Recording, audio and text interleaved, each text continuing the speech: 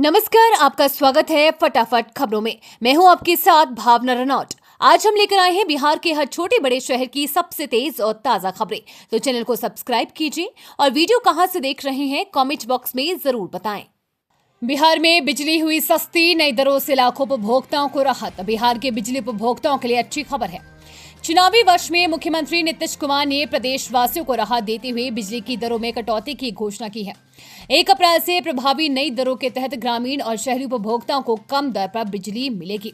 नई टैरिफ योजना के अनुसार 50 यूनिट से अधिक बिजली की खपत करने वाले ग्रामीण उपभोक्ताओं को 54 पैसे प्रति यूनिट की छूट मिलेगी। वहीं स्मार्ट प्रीपेड मीटर का उपयोग करने वाले उपभोक्ताओं को 25 पैसे प्रति यूनिट की राहत दी जाएगी। इस योजना से राज्य के लगभग 1.25 करोड़ विद्युत उपभोक्ताओं को लाभ मिलेगा। स्मार्ट मीटर वाले 62 लाख उपभोक्ताओं को विशेष रूप से राहत दी गई है। बता दें कि बिहार में कुल 2.08 करोड़ बिजली उपभोक्ता हैं, जिनमें से एक बड़ा हिस्सा अब सस्ती बिजली का लाभ उठाएगा। भीषण गर्मी झेलने के लिए रहे तैयार। यूपी, बिहार समेत 16 राज्यों में अप्रैल जून तक आसमान से बरसेगी आग। आईएमडी ने दिया अपडेट। अप्रैल के आते ही गर्मी की भी शुरुआत हो गई है। भारत में इस साल भीषण गर्मी पड़ने वाली है, इसकी चेतावनी खुद आईएमडी ने दी है। आईएमडी ने कहा कि अप्रैल से जून तक सामान्य से अधिक तापमान रहने की संभावना है, जबकि मध्य और पूर्वी भारत तथा उत्तर पश्चिमी मैदानी इलाकों में अधिक गर्मी पड़ने की संभावना है। अप्रैल के आते ही गर्मी की शुरुआत भी हो जाती है और इस साल भारत में काफी अधिक गर्मी होने वाली है। मौसम विभाग ने कहा कि पश्चिमी और पूर्वी भारत के कुछ हिस्सों और क्षेत्रों को छोड़कर देश के अधिकांश हिस्सों में इस बार जमकर लू चलेगी। अधिकतम तापमान सामान्य से काफी अधिक रह सकता है। नीतीश सरकार करेगी 37,000 पदों पर बीपीएससी और बीटीएससी, जल्द जारी करेगा नोटिफिकेशन। इस वर्ष स्वास्थ्य विभाग में बंपर बहाली होगी, जिसके लिए प्रक्रिया शुरू कर दी गई है। जिन पदों पर नियुक्तियां होनी है उनमें विशेषज्ञ चिकित्सकों, चिकित्सा शिक्षकों, प्रयोगशाला प्राविधिकी, एक्सरे टेक्नीशियन, ओटी सहायक, फार्मासिस्ट, नर्स के साथ ही अन्य श्रेणी के दूसरे कई पद शामिल हैं। स्वास्थ्य विभाग से मिली जानकारी के अनुसार विभाग के रिक्त पदों पर नियुक्ति के लिए अधियाचना बिहार लोक सेवा आयोग और तकनीकी सेवा आयोग को भेजी जा रही है। बिहार में व्यापार, पर्यटन और निवेश के लिए अवसर सृजित करेगा पटना हवाई अड्डा, बोले मंत्री नितिन नवीन। बिहार के पथ निर्माण मंत्री नितिन नवीन ने कहा कि पटना हवाई अड्डा प्रदेश में व्यापार, पर्यटन और निवेश के नए अवसर सृजित करेगा। पटना साहिब से भारतीय जनता पार्टी सांसद और पूर्व केंद्रीय मंत्री रविशंकर प्रसाद की मौजूदगी में पटना के जयप्रकाश नारायण अंतर्राष्ट्रीय हवाई अड्डे स्थित बन रहे नए निर्माणाधीन टर्मिनल का निरीक्षण किया।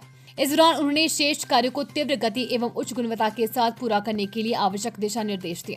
उन्होंने कहा कि पटना हवाई अड्डों पर यात्रियों को विश्व स्तरीय सुविधाएं उपलब्ध होंगी। नवीन ने बताया कि ये टर्मिनल बिहार के विकास में एक मील का पत्थर साबित होगा।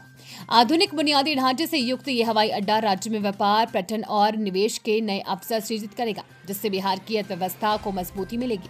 बिहार के विकास के लिए पीएम सीएम प्रतिबद्ध हैं। नीतीश कुमार खुद सरकार चलाने की स्थिति में नहीं, प्रशांत किशोर का आरोप शाह और उनके अधिकारी चला रहे हैं। जनसुराज के सूत्रधार प्रशांत किशोर ने आरोप लगाया है कि बिहार के मुख्यमंत्री नीतीश कुमार सिर्फ मुखौटा है। सरकार केंद्रीय मंत्री अमित शाह और उनके अधिकारी चला रहे हैं। प्रशांत किशोर किशनगंज में अंजुमन इस्लामिया ईद मिलन कार्यक्रम में शामिल हुए। साथ ही उन्होंने कदम रसूल स्थित मदरसा अमजदिया ईदगाह में चादर पोशी की और ईद पर समाज में शांति, सद्भाव और एकता तथा लोगों के जीवन में खुशहाली की दुआ मांगी।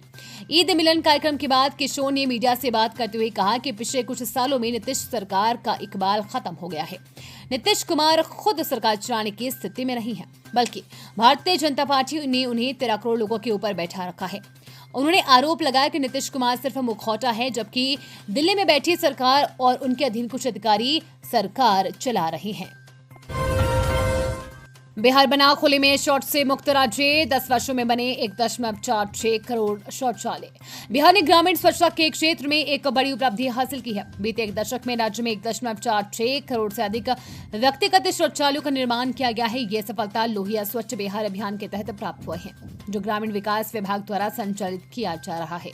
ऐसे पहल के तहत हर पात्र परिवार को 12,000 रुपए की प्रोत्साहन राशि प्रदान की गई है, जिससे पूरे राज्य में शौचालय निर्माण को गति मिली।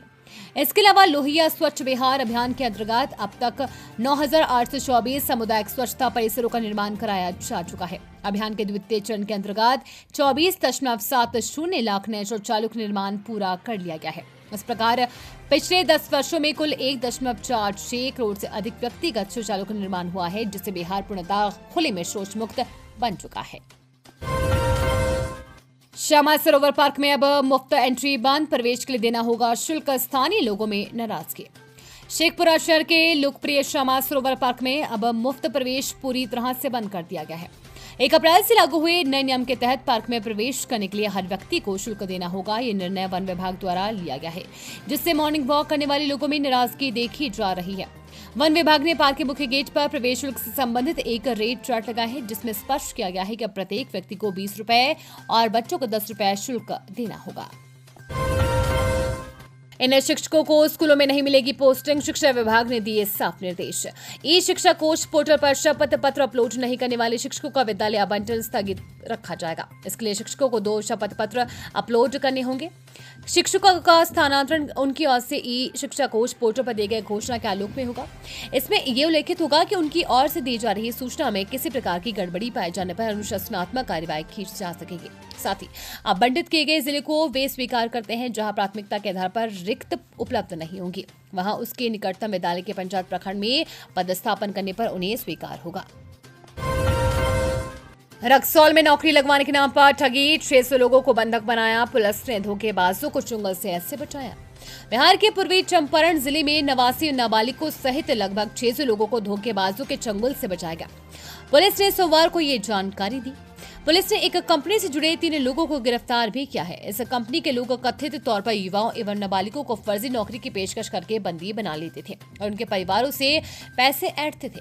पूर्वी चंपारण पुलिस ने एक बयान में कहा, एक गुप्त सूचना के आधार पर पुलिस ने जिले के रक्सौल में स्थित निजी कंपनी के परिसर पर छापा मारा और परिसर से 495 युवकों और 89 नाबालिग लड़कों को बचाया। पुलिस ने 3 लोगों को गिरफ्तार किया है और प्राथमिकी में नामजद 17 फरार आरोपियों की तलाश शुरू कर दी है। ऑनलाइन लोन दिलाने और अश्लील फोटो भेजकर करते थे अवैध वसूली, पुलिस ने दबोचे 3 साइबर ठग। बिहार में सरण जिले की साइबर थाना की पुलिस ने मांझी एवं रिवीलगंज थाना क्षेत्र से 3 साइबर अपराधियों को गिरफ्तार। पुलिस सूत्रों ने बताया कि सोमवार को बताया कि सूचना मिली थी कि अपराधियों के द्वारा ऑनलाइन ऋण दिलाने एवं अश्लील तस्वीर के माध्यम से अवैध वसूली की जा रही है। इस सूचना के आधार पर थाना पुलिस ने मज्जनपुरा गांव में छापामारी कर अमन कुमार सिंह, उज्जवल कुमार सिंह तथा रिविलगंज थाना क्षेत्र के विजयराय के टोला गांव निवासी विवेक कुमार सिंह को गिरफ्तार कर 6 मोबाइल फोन, 2 लैपटॉप, 2 चेकबुक बरामद किया है। बिहार में दीनदयाल जन आजीविका योजना ने बदली हजारों लोगों की जिंदगी, 4303 बेघरों को मिला सुरक्षित ठिकाना। बिहार में दीनदयाल जन आजीविका योजना को सफलतापूर्वक लागू किया गया है, जिसके तहत राज्य के 129 नगर निकायों में आश्रय गृह बनाए गए हैं, जहां 4303 लोग बेघर और सुरक्षित रूप से रह रहे हैं। नगर विकास एवं आवास मंत्री जीवेश कुमार ने बताया कि बिहार की राजधानी पटना में 1 अक्टूबर 2024 को R block, Sheikhpura, Saidpur ward number 48, मैगडोविल, गोलंबर वार्ड नंबर 43, राजेंद्र नगर, गायघाट और छोटी पहाड़ी में इस योजना को पायलट प्रोजेक्ट के रूप में शुरू किया गया है, जिसे 6 महीने के लिए और आगे बढ़ाया जाएगा। फिलहाल इन आश्रय गृहों में 325 लोग रह रहे हैं। मंत्री ने कहा कि पटना नगर निगम में 12 स्थानों पर स्थायी जमन हैंगर बनाए गए हैं, जिनमें 406 लोग निवास कर रहे हैं। इसके अतिरिक्त 8 और जगहों पर जमन हैंगर प्रस्तावित है। बेटिया और माल सलामी में निर्माण कार्य शुरू हो चुका है। बाढ़ और डुमरांव में भी 132 लोग स्थायी जमन हैंगर में रह रहे हैं। कंबाइन हार्वेस्टर मशीन से कटी 2 महिलाएं, मौके पर ही मौत, दर्दनाक हादसे से मचा हड़कंप। सिवान जिले के रघुनाथपुर प्रखंड के गभीरार गांव में गेहूं काटने के दौरान एक दिल दिला देने वाला हादसा हो गया। खेत में काम कर रही 2 महिलाएं कंबाइन हार्वेस्टर मशीन की चपेट में आ गई, जिससे उनकी मौके पर ही दर्दनाक मौत हो गई। जानकारी के मुताबिक मृत महिलाओं की पहचान गभीरार गांव निवासी मनोज साह की पत्नी कौशल्या देवी और श्यामा महतो की पत्नी चंपा देवी के रूप में हुई है। बताया जा रहा है कि दोनों महिलाएं गेहूं की फसल काटने के लिए खेत में गई थी। उसी समय खेत में लगी कंबाइन हार्वेस्टर मशीन भी गेहूं की कटाई कर रही थी, तभी अचानक दोनों महिलाएं मशीन की चपेट में आ गई। मशीन के भारी दबाव और तेज रफ्तार के कारण वे संभल नहीं सकी और मौके पर ही उनकी दर्दनाक मौत हो गई। ये तो थी आज की फटाफट खबरें। हम मिलेंगे अगले बुलेटिन में, तब तक के लिए धन्यवाद। जय हिंद।